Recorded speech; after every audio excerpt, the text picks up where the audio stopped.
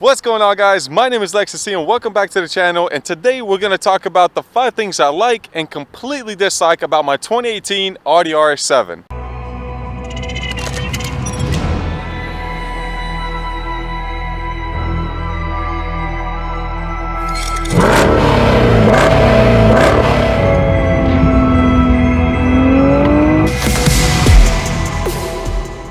Guys, first things first, thank you so much for all the support on literally all my videos. It means so much that you guys love to watch what I put out there, and it just makes it more fun and makes it more enjoyable, and I want to do it more often, of course. But without further ado, so the 5 things that I really love about this car, and that's not hard to do whatsoever. First things first, of course, is the horsepower. On this 2018 Audi RS7, it is a 4.0 V8, 560 horsepower, 516 foot-pounds of torque.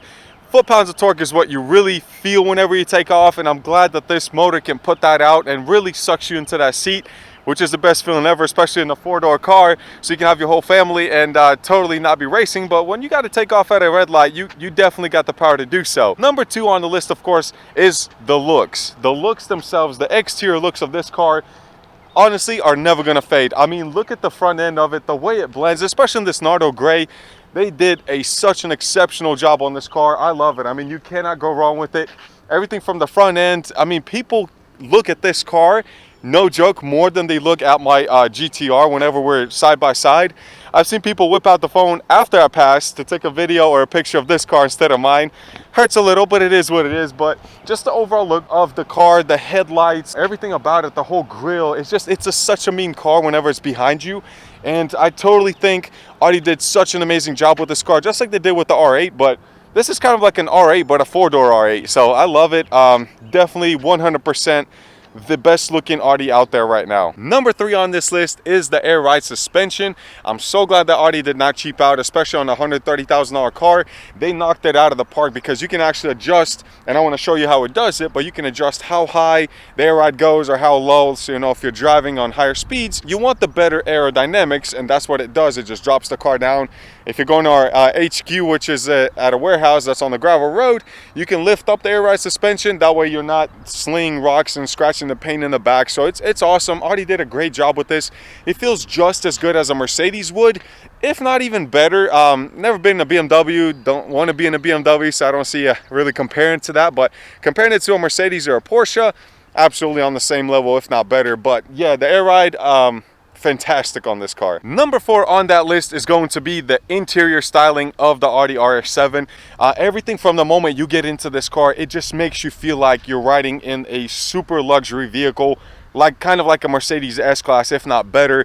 The moment you open the doors, the back seat slides backwards, adjusts to your positioning, the navigation pops out of the dashboard, the stitching on the seats, everything about it just talks class. You got carbon fiber literally everywhere inside. I love how there's a trim piece that runs from one side of the dashboard all the way across to the passenger side. It gives it such a nice flow that when you're in it, you feel like, you know, it's comfortable. It feels like you're in this bubble of just comfort, I guess, or luxury. I don't know how to put it, but it's amazing. I love it. Definitely worth the $130,000. And number 5 on the list, of course, is the sound this car makes. The exhaust is unbelievable, especially since this one has the downpipes and the mid-pipe done as well, so the crackle and the popping is actually substantially louder, which is amazing because when you put it in the dynamic mode, it just completely wakes up the car and it sounds sometimes obnoxiously loud. For the most part, it just gives it enough of a really deep tone gargle, I guess, or crackle that you want to hear whenever you got a 600, 700 horsepower car. So I want you guys to listen to it and of course make up your own mind, but I personally think this is the favorite part of this whole car so far since I've owned it for a few months.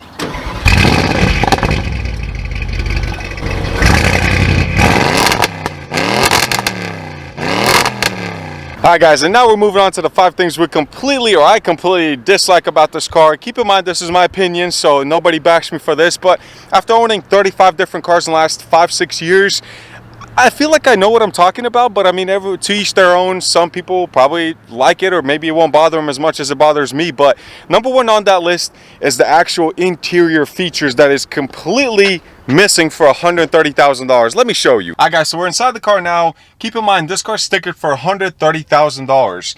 And what really upsets me, yes, I know every different car has its own different trim level, so you have to pay more to get different options.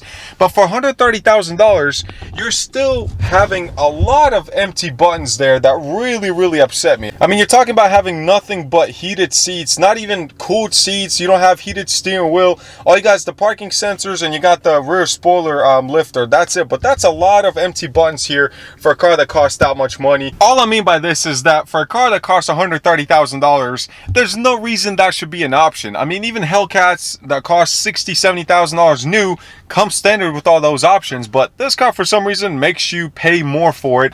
It does have adaptive cruise control. It does have a lot of features on it, premium features they have to pay for, but for some reason still has a lot of empty buttons. So that's a little upsetting. We tried to find one that had all those options, that had all the seats, but turns out to get the ventilated seats, you can't get the stitched seats either. So it kind of made you choose in between, you want performance or you want comfort. So I wish that wasn't an option, but to each their own. Number 2 on the list of things I don't like about this car, it has to be the brakes. And anybody that ever driven one, past one, knows exactly what I'm talking about, because they screech so loud it sounds like you can't afford to put new brakes on there and you've just been cheaping out on it. And it's not the fact at all, it's just they sound horrible when they heat up for some reason.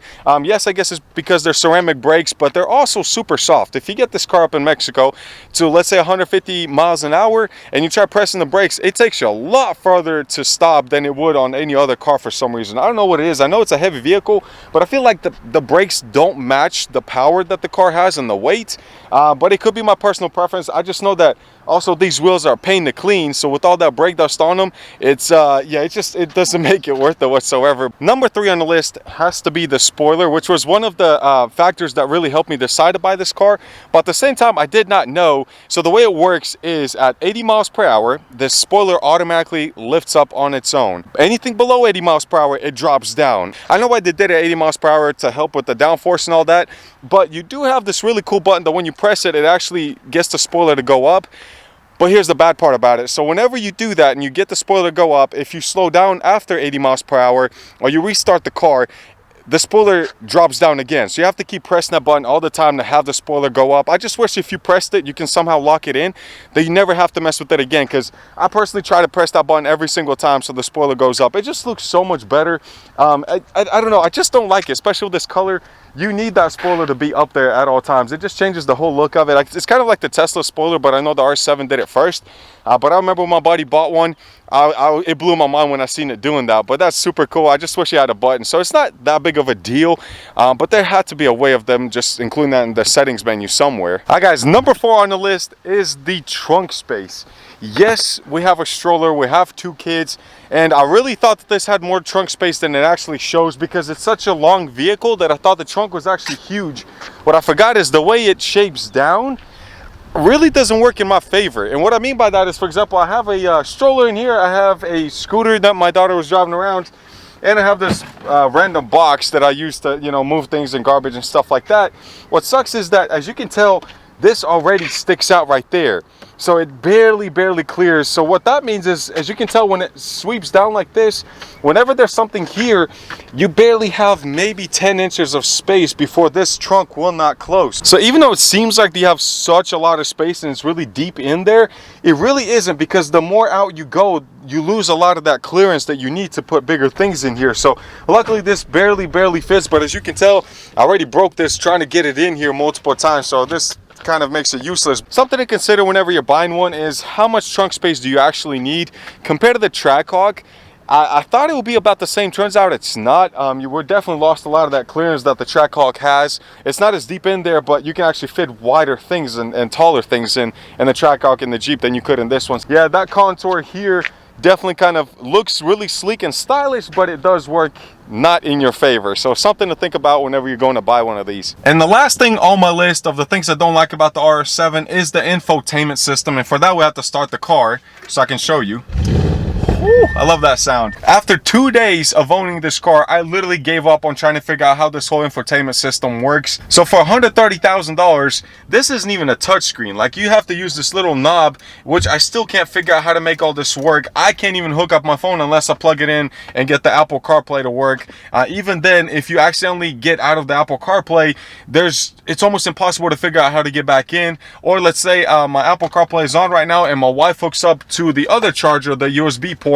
It kicks my phone off, hooks hers up, but my phone is still connected for phone call. It's really confusing. I just wish there was less buttons and it was a little more cleaner here, because not only do you have this knob that you have to use and then the little menus here on the sides, you also have a touchpad for phone calls, and then the touchpad changes into just a regular pad that you can use to swipe through the menu, and it's just a lot that goes on in it. Not to mention, you can't even skip songs on here. Like, there's no way to skip songs. You can lower the volume, but that's about it. You have to actually use this button here to do that. So it's just, there's a lot that, I don't know, it just seems like it was overkill. One thing I do love is that this actually hides whenever you turn the car off, so it does give it a really nice and sleek look. And then of course you can bring it up, so it's nice and all, but I feel like it's just a little overkill. It's really hard to figure this car out. I've never been a big Audi fan when it comes to the infotainment system, and like I said, I don't know, maybe you guys can give me an instructional video that has to do it, but literally I cannot figure out why one phone will connect, the other one will disconnect. But it's all over the place. Hard to figure out how to do music, how to do the radio, how to set all that up. So maybe I'm just dumb, but I don't know. I mean, I've been in all kinds of cars, and this one just seems like it's just super confusing. Ladies and gentlemen, that's going to conclude the video of the 5 things I like and dislike about my 2018 Audi RS7. This one is tuned, which is awesome. Definitely has more power. We're about to put it on the dyno actually next week, so that's going to be a video upcoming to see where we actually are with the mid-pipe, down-pipe intakes, and of course a tune on it. But thank you guys so much for all your love and support. It means a lot to me. Make sure you subscribe to the channel. We're growing really fast and I freaking love it. You guys have been nothing but awesome towards me. But yeah guys, write in the comments what you think of the things I told you about, if you agree, disagree, or what are the things that you don't like about the RS7, if you have one, or any other Audis for that matter. Enjoy your cars, even if you don't like some things about them. Enjoy your family, enjoy your friends, and I will see you guys next time. Peace.